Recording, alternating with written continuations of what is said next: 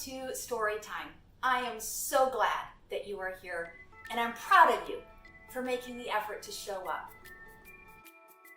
I'm Kimberlyn, and this is Story Time.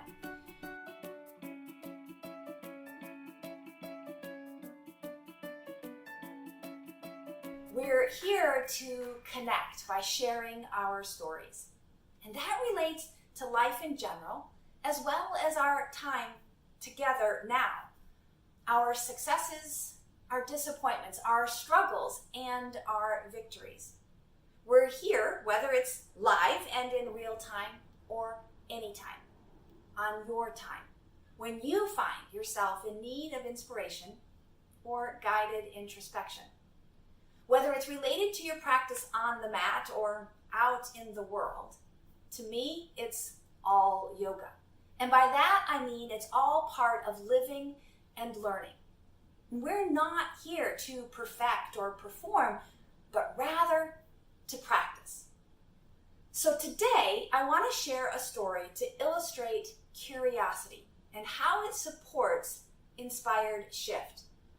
Last month, I talked about how compassion provides the foundation for our shift, for learning something new, for embracing change in all its forms. Now this, as we move on to curiosity, is not to say that compassion is not an ongoing practice. In fact, it's a lifelong priority practice. But when I feel compassion, when I'm connected to my heart center, then I know I'm safe and ready to engage curiosity. It's not always safe to express curiosity in this world or to engage in inquiry. On more than one occasion, I have been told to keep quiet, that I ask too many questions, that my questions are not important. To which I ask, to whom are they not important? I ask questions because the ideas matter, at least to me. And maybe you can relate. However, sometimes we use inquiry and curiosity from a place of frustration or even ill will. It's the antithesis of compassion.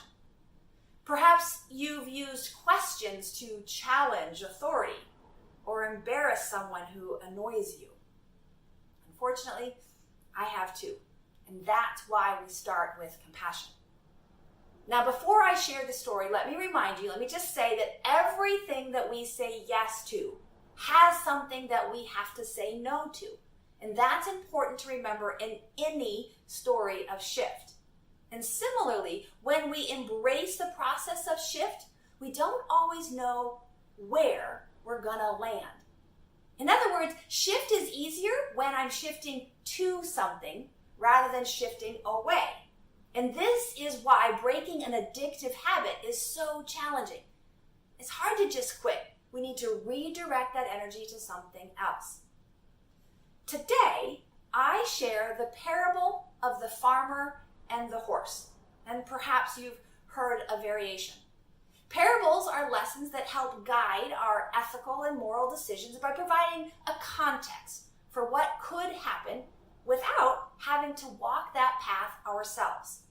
Good books, movies, and even television sitcoms can all provide these kinds of opportunities for insight and introspection. In fact, after sharing a story from the Buddhist tradition a few months ago, one of you related that it was the same story shared on Bluey, a children's animation program, in teaching Bluey how to be a good friend. So the parable of the farmer and the horse is about cultivating a maybe mindset. The villagers repeatedly tell the farmer that he had good or bad luck, but he simply replies, maybe, each time. By suspending judgment in the moment, the farmer opens to possibility and curiosity relative to the shift at hand. The farmer and the horse. There was a farmer in a small village with a single horse who helped him earn a living for his family. The other villagers constantly told the farmer how lucky he was to have such a great horse. Maybe, he would reply. One day, the horse horse ran away. The villagers came to the farmer to express their sympathies. "Your horse ran away. How unfortunate," the villagers exclaimed. "Maybe," the farmer replied. A few days later, the horse returned home with 10 strong wild horses in tow. What good fortune! "What incredible luck," the villagers crowed. "Maybe," the farmer again replied. The following week, the farmer's son was riding one of these wild horses in the fields when it kicked him off, and as a result, he broke his leg. The villagers arrived to express their dismay. "Oh, what dismal luck," they said. "Maybe," the farmer replied. The next month, a military officer marched into the village, recruiting able-bodied young men for the war. The farmer's son, with his broken leg, was left behind. The villagers were joyful. "Your son has been spared! What beautiful luck!" The farmer simply smiled. "Maybe."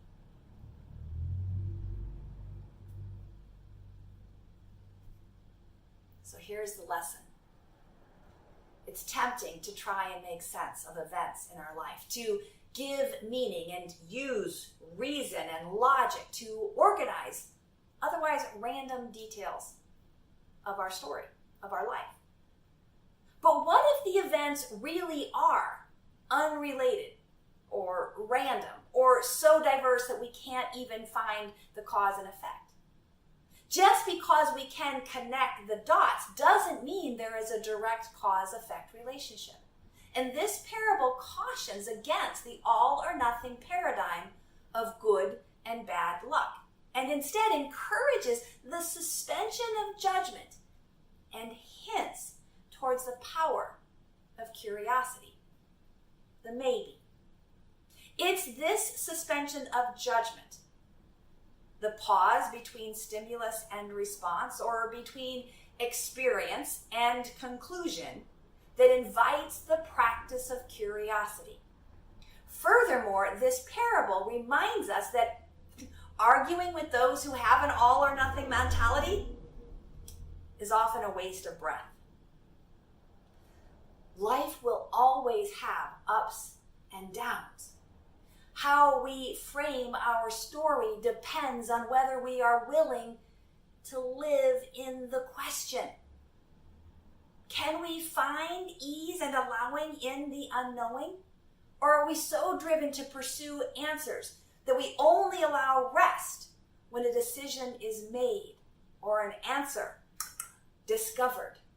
In other words, learning to live in the I don't know, and that's okay, is a big part of living well. And curiosity is a key skill to cultivate inspired shift. Now, in yoga living daily practice, I teach 10 movements to lubricate the joints so that we maintain and even regain suppleness and mobility in the body. However, the same can be said about how to maintain suppleness in our manas, our mind stuff, the ideas, our self-image, and even our life's work. In other words, immobility affects every layer of our being. In my closing blessing, I say, may you move freely. And this refers to moving our bodies for sure, but also letting ideas and thoughts move freely through our minds and our hearts. So let me take this analogy one step deeper. In yoga, I guide Dasha Shalana, the 10 joint lubrication sequence in every practice. We lubricate the 10 joints through gentle, repetitive movement. So when it comes to lubricating the spine, I often start with the neck. Yes, no, and I don't know. Ironically, These joints, the 7 cervical vertebrae, correlate to living, in my opinion, a balanced intellectual life. Of the 7 joints, we use the first one, the atlas, to hold the skull and to give us yes. The second and the third allow us to say no. And the remaining 4 enable the I don't know tilt. So I have found that life is most easeful when I translate this analogy of 1, 2, 4 into life's circumstances and questions. For every yes, I find 2 no's. And 2 more, or a doubling, 4, wait and see. I don't know. Humans are storytelling creatures. Our stories allowed our cultures to develop and thrive and enabled knowledge to be disseminated across generations and across continents. We have a deep, natural desire to tell stories, to help explain the unexplainable. Myths, parables, and even some of our richest scriptures are stories that attempt to answer our questions and explain our circumstances. So whereas storytelling is as old as humankind, our expectation for instantaneous answers is a relatively new phenomenon, exacerbated perhaps by the convenience of technologies like mobile phones and Google. Yes, in crisis, it is helpful to think quickly and solve puzzles expediently, but not all of life's questions are crisis level, and yet we've conditioned our brains to perpetuate the thrill of the hunt, even when we're just seeking lunch from leftovers in our fridge. This parable of the farmer reached us because of our storytelling tendencies, but it also teaches us the dangers of such storytelling, especially if we fall prey to crisis thinking, all or nothing mentality, and disengage from our curious nature. The farmer provides a relatable example of how not to jump to conclusions. He allowed space for the events of his life to just exist, to be neither good nor bad, to just be. This is mindfulness, the state of noticing what is, and that includes the curiosity that comes from paying attention. So how can we use this story to ignite our mindfulness and curiosity? I think it begins with 10 attentive breaths, slow, smooth, steady breaths. We give ourselves permission to notice what is in this moment. And with practice, our capacity to notice will expand. And with this expansion will come witness, clarity. So maybe it really is as simple as maybe. I hope the story inspires you. It inspires me. And I share these stories to help you live better, to feel more aligned, and to help you move freely through the tasks of your day. But that means I also want to hear from you. What was your takeaway from today's story? Let it sit, let it simmer. What resonated most with you? What challenges or questions came up? In other words, how are you shifting? Or specifically, how are you practicing curiosity? Now, if living the practices of yoga is brand new to you, just take a breath. Join me next week for a coach's chat, same time, same station. But if you've been walking this walk for a while, it's time to start looking for intentional shifts, how to integrate the practice into your daily living. How are you living? What are you curious about? And where is compassion still a challenge for you? When I hear from you, I use your questions and examples to expand and personalize these messages so they can support you in living well. So email me, text me, find me on Facebook or Instagram, call me directly. I don't care, but reach out, make a connection, because the union requires us to be in connection. Visit us in the studio, join us online, whether it's one-on-one or a group experience. We offer circles, community practices, trainings, and personal treatments in bodywork, yoga therapy, and life's work coaching.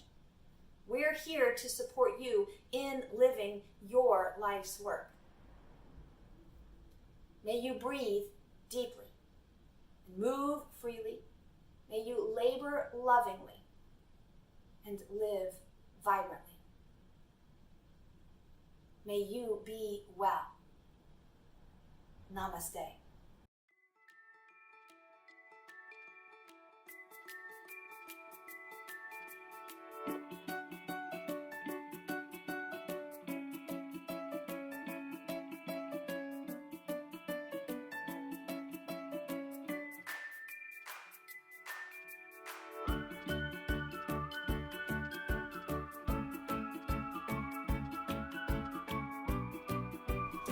For those of you who are here in real time, if you have questions, comments, observations, go ahead and open your mic and share.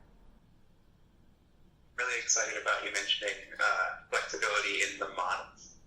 A few nights ago, I was sitting with some deeply held fear that I've had for a couple of years now. And I realized that I was doing these mental gymnastics to try and make myself feel better. And I suddenly realized there was nothing to be done in the moment. I'm exactly where I am. And it felt like there was a creaky door that opened up in my mind. And it shut right back down when I remembered the fear a few moments later. But it spoke to me about this idea that like my sort of like fascia building up in my brain, that I'm holding on to these beliefs so strongly that I'm actually scrunching up the muscles in my face and my head. And it's keeping me from really being free in the moment. And this too shall pass. That's the problem, right? We have these glimmers of freedom, and then they don't last. And then we wonder, did I pretend? Did I make that up? Did that really happen? So we doubt. Hence, we have to stay with the practice. But well done. Well done, James, and thanks for sharing. Anyone else? Thank you. Yeah, go ahead, Faith. I feel like I'm shifting. I'm constantly shifting, like I'm walking on sand in the desert. I'm shifting. It's like every step is like a little deeper or a little bit lighter, but I'm constantly shifting.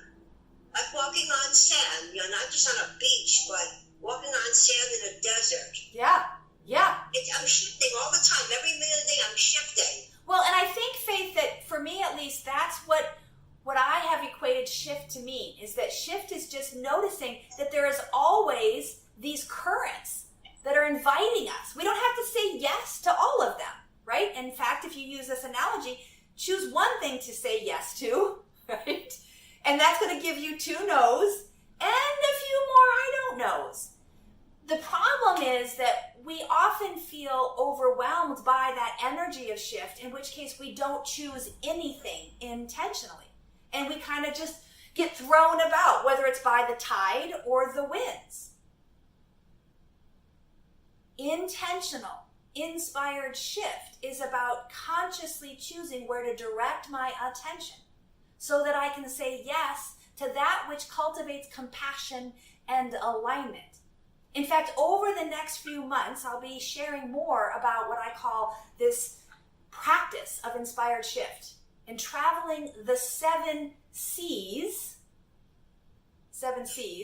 of inspired shift, which today is C number 2. Compassion lays the foundation. And C number 2 is curiosity.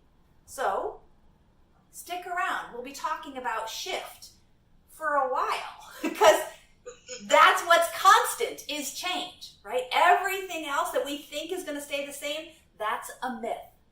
A myth that is often causing our suffering. Thank you for sharing. Anyone else want to contribute? I enjoyed the story time. I think I'm one of these people who is very like, oh, good luck. Oh, what good luck, what bad luck. So I think it's going to be very difficult, but I see the point of the story, and I think it's amazing, but I think it's going to take some time to actually get there. But it just opens up a whole new way of thinking for Absolutely. me. And, I certainly need that at the moment. Well, Victoria, when I was studying photography, they basically taught that there was 10 grades of density from black to white.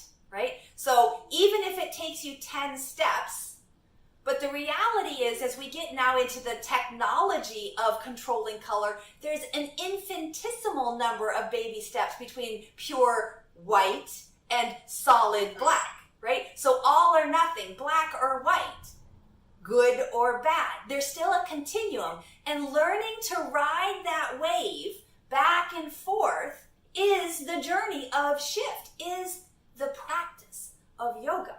It's not like you're just going to wake up one day and, oh, I got this. Because as soon as you think that, the winds are going to throw you overboard.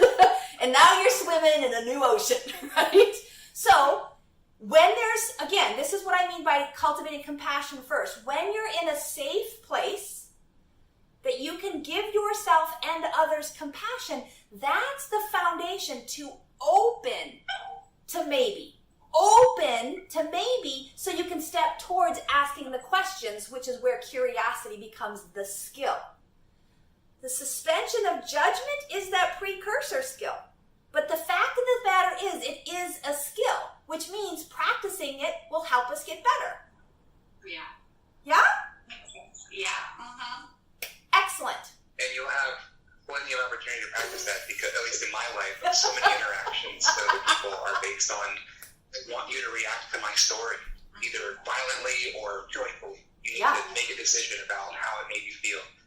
So get this opportunity every single day, at least for me, to try and remain a little bit more, we'll see what happens. Yeah. People are uncomfortable with the pause, right? The silence. And that's what the maybe can sometimes do. Gives us something to fill the space, maybe, without having to commit to agree or to disagree. Because it's not always safe to agree or disagree, right? Someone states their political opinion and you want to rally or defend, not always safe. So maybe is a way to continue the dialogue and suspend judgment. And it fills the space in that wobbliness that we are not comfortable being in imbalance. Yeah? Excellent. Yeah. Well, thank you so much for being here. I hope to see you all next week in Coach's Chat. We're going to talk about specifically the yoga principles at play in curiosity and this particular story, the parable of maybe. So I hope to see you then. And if not, be in touch. Be well. Namaste. Namaste. Thank you. You're welcome.